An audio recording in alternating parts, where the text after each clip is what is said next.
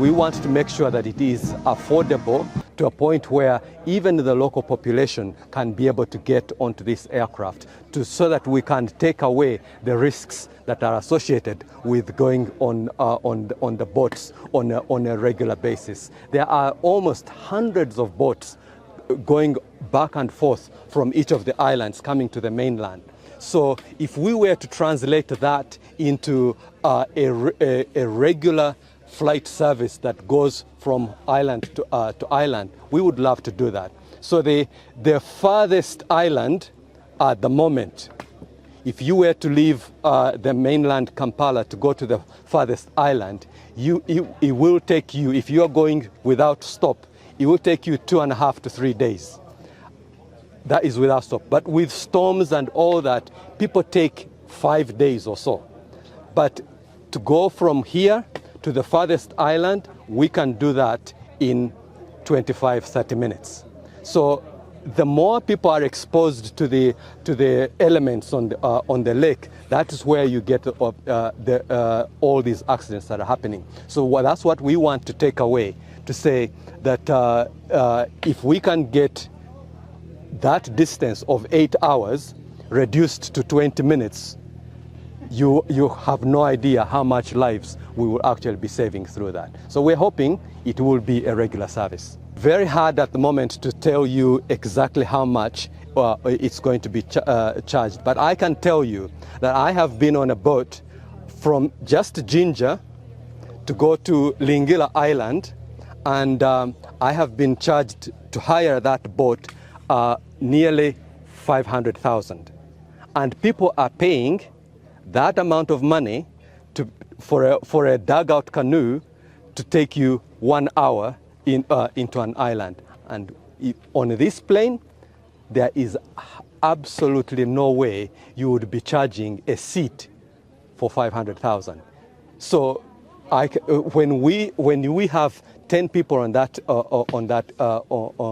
aircraft, it's going to be charging less than what people are currently paying on these charter boats that you're here. So it's hard for me right now because we are still beginning the service. But one thing that I'm 100% sure, that it will be cheaper than hiring dugout canoes to take you out to the island. That's how much cheap we are going to make it, so that it is accessible to the people that need it the most.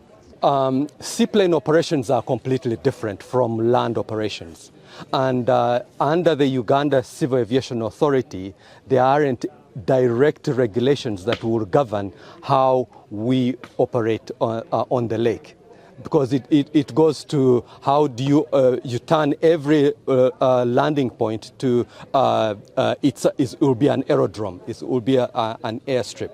So what the Civil Aviation Authority are doing and helping us to do is to make sure we have the right standards and safety precautions that we are applying in other countries that have those same regulations, so that we can introduce them here. We are taking the Civil Aviation Authority for benchmarking exercises, and we are taking them on training so that they can know how to regulate us. So that is why when this plane lands here this week, it's not going to start flying next week, because there are so many processes that we have to go through. One, registering a plane that has never operated in Uganda. Then trying to get the pilots also trained.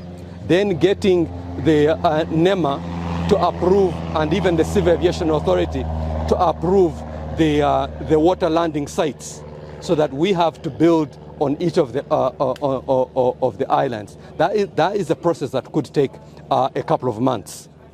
So as we are doing that, we are also then working with the Civil Aviation Authority, with the Ministry of Transport, to introduce the right regulations to be included in the regulations that are coming up to be able to govern us. So this will not start until we actually have the right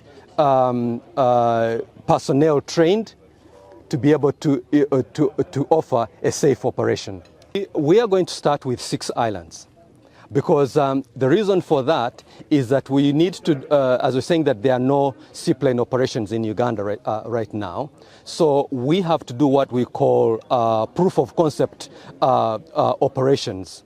So for under the proof of concept, you are actually taking flights and demonstrating that this plane can indeed land on the lake in a safe way and in these particular areas, that we have done the right survey on each island, that the plane is not going to capsize. Because a lot of people will be afraid that is this plane not going to sink? So we have to demonstrate to everybody that it is actually indeed safe to operate on the lake. So what we have decided is that some of the nearest islands of Bokassa, because Bokassa we already have an airstrip. Then we have the island of Buyovu. We have the island of Lingila. We have the island of Buvuma. So we've selected a sample of these islands and surveyed particular locations that are like a lagoon, that actually are protected from the elements, so that the waters are actually still, even in stormy conditions. These areas are actually safe for operations. So we will set up the first 6 docks on these landing sites, and then demonstrate to the Civil Aviation Authority that this is doable, and then we will spread through every single island on this lake. So the way it works is that from here it will take off just like any other plane, on wheels on the land runway. It will go up in the air, and then when it is about to land on water, the wheels retract, and so it lands on water with its floats. So you'll be able to see the floats, and once it lands, it's like a big boat that is actually going on the water. It will not sink.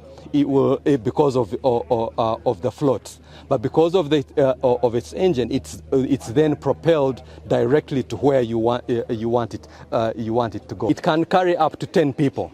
But we will have 9 passengers on this plane at any one given time, because we have to have a pilot and a water operations assistant, like a loadmaster, that will actually have to go on every flight. And this person is the one that assists to when it lands, how it docks on the dock, opens the doors for the passengers, and helps them off to get onto the docks. So it can take up to 10 passengers, or it can take cargo up to 875 kilos of cargo we can actually put at any one point. But it also depends on the distance. If we need to take a lot of fuel to be able to go to the farthest islands, or if we are hopping from an island to an island, then we put on more fuel. That reduces the amount of cargo that we can actually take.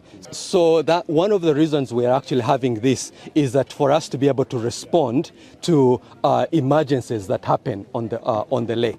And just a few months ago, there was actually an accident of an aircraft that actually had an accident on one of the islands.